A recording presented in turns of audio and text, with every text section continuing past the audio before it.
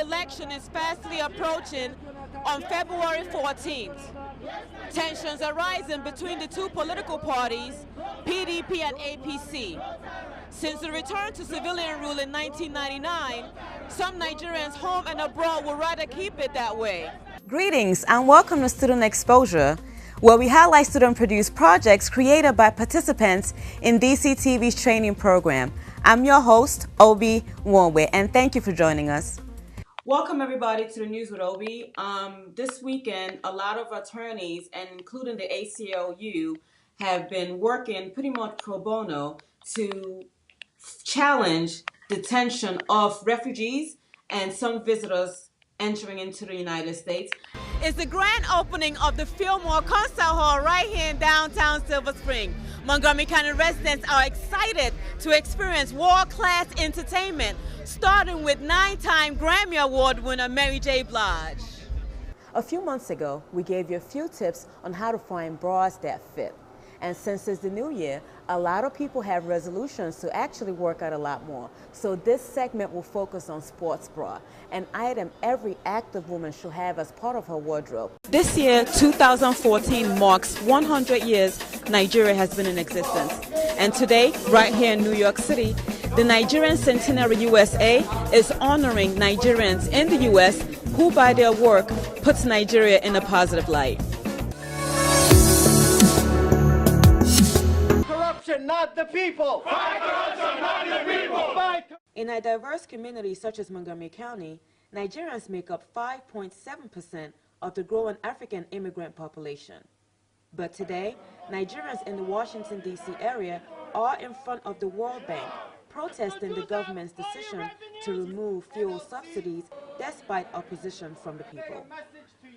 I feel right now what's going on with Nigeria, people are dying. We have so many crises outside of the fuel issue. You know, some of us in the crowd probably have dual citizenships.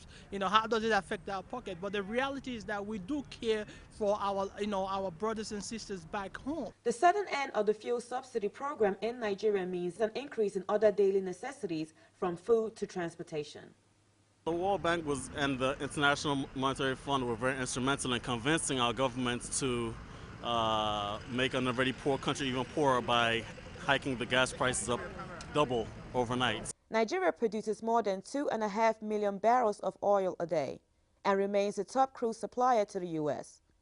But because of lack of functional refineries, oil is exported, refined, and re-imported into the country at a much higher price.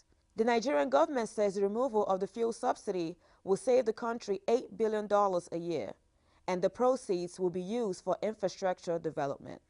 Our government for the past 20 years has, misused the funds, stolen money, instead of rebuilding our refineries and building the refineries so that we can produce our own oil. The average Nigerian lives off of $2 a day. And if gas prices jump from 45 to 95 cents and at 125 at the black market all overnight, the people are bound to retaliate. Yes, it affects me. I send money home, once in a while. So I aid the economy of Nigeria as well. Nigerians protesting today in front of the World Bank says the fuel subsidy removal is a catalyst to speak up against everything wrong in Nigeria, from lack of good government to lack of electricity. But the Nigerian president says, give us time, let us make things right. For Montgomery Channel on Location, I'm Obi Nwaogbe. Fight corruption, not the people. Fight corruption, not the people. This is the type of excitement and energy you see when middle school students gather at a morning assembly. Black History Month assembly, that is. The first for Parkland Magnet Middle School for Aerospace Technology in Rockville. What motivated us to do this assembly is because we wanted to touch all of our students. And before we had the Tuskegee Airmen come in and talk to our kids and stuff, but that was in a little bit smaller setting, and we tried to try something new with the whole school-wide assembly. Lance Smith, motivational speaker, producer, and host of the Clay Smile Show, was at the assembly to give a few words of encouragement. To the water carrier and said, I'm ashamed of myself because this crack in my side causes water to leak out all the way back to your house. I'm no good, I'm inferior. Students at Parkland spend the most part of February learning about past and present pioneers of civil rights. Although this is the first Black History Month assembly in the school, students and teachers say it is a welcome addition. I think it's really great that we have like a day to actually recognize the African American History Month and like be able to be active and part of it.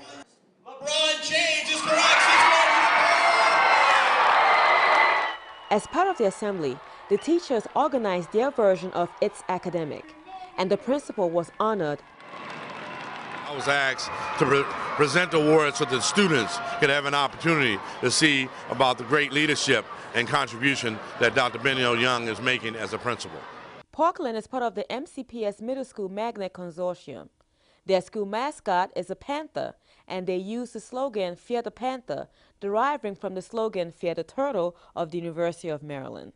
Let's go, Panthers, let's go!